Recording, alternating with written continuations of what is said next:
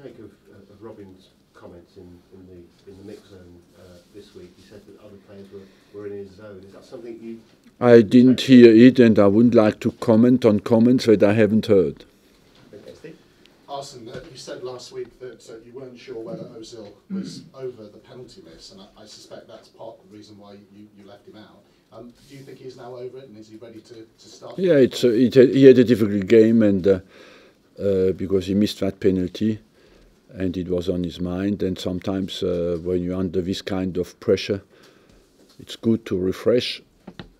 Is it, as you talked about it being a question of both physical and mental rest, the reason you gave the guys the 2 days, which is the most important at this stage for you? Was it because the players were physically tired, or there was just that? No, it's not necessarily fatigue, what you call fatigue. They could run on Sunday and Monday where they were off. I don't see why that Sunday is a problem. Many clubs have 2 days off sometimes. We played since beginning of December. We don't have to justify here why we have 2 days off. Right. In terms of the top of the Premiership, it's unbelievable. Just in terms of the top of the Premiership, just 4 points. Look, we are in a society where everybody wants to control everything. I don't understand this question at all. A lot of talk in the last few days about Champions League and whether the English teams are on the slide the last couple of years. What's your take on it? Is it circumstance rather than a sliding standard? What would you say? It's one game, you know, and very different opponents. I believe, first of all, you have not to realize that all the 4 teams came out of a group stage. That means that the level is there. After, on one game, you cannot judge a general trend.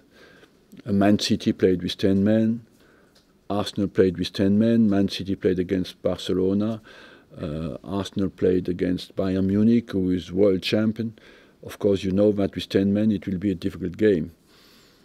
After that, the other 2 teams are still in positions, Chelsea and Man United, where they can turn the result around. So let's wait until the end of the second game before speaking about a trend of strength or weakness. So no great crisis for the Premier League. No great crisis for the Premier League is somewhere. No, I think the Premier League, honestly, I think it's the most difficult league in the world because it's the league where the level is really good from the first to the 20th position. And it's the only league in Europe who has that. And after that, as we know, when you play against, there are 10 other teams in Europe who can beat the Premier League teams. Well, the team news is that we have, of course, uncertainties about Monreal, who had to come off last week, and about Gibbs. Vermaelen is back in the squad. Ozil is back in the squad and available. And that's all. Monreal's a foot injury, is that correct? Monreal is a foot injury, and Gibbs is a muscle injury. So if Vermaelen's available, is there a possibility of him covering at the left-back position? If needed, he can do it. Just how tough are Stoke away still? It was traditionally a tough game. Is it still as? It's always in the Premier League. It's like that. You need to be at your best to find that the resources to win the game, and it's a big game for us.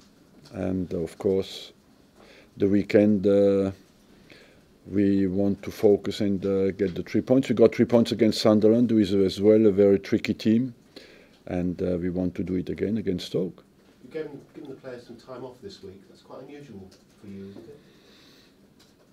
No, you know, we came out of a very heavy schedule. Some time off. We had 2 days off. That's all. Do you feel that some of the players are tired? Maybe over. No, sometimes it's not only physical; it's mental. You know, you're always under pressure to perform, and sometimes for the players to stay for 2 days in the family. There's nothing unusual there. What do you think of Joel Campbell's performance this week? He was good, convincing in going forward. He looks like he has adapted a bit better to the physical side of the European game. And we knew always that he had talent to create something special.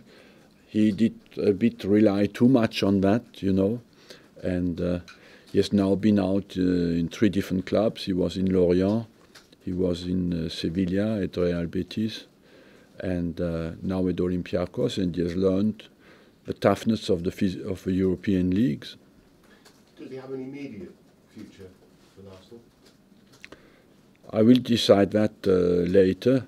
Why not? You know, we bought him to bring him here. Can I ask you about England? First of all, I read that they won't be training at Colney as usual this time in preparation for Denmark. Is that correct? I don't know. Usually they come here, and they're always welcome. Do you expect Alex to be called to the squad? Yes. Why? Why not? That's why there's no obvious reason, because Chamberlain has done extremely well with us, has been decisive in many games, and has shown that he's on the way up, and I couldn't imagine him not being in the squad. Can I ask you about the triple jeopardy? Both Platini and IFAB talking about it being scrapped, i.e. had the Szczesny, the sending off, the penalty, and the one game ban, just it to become. I agree with that. It's a shame that we have to be a part of the experience to realize that it is not right.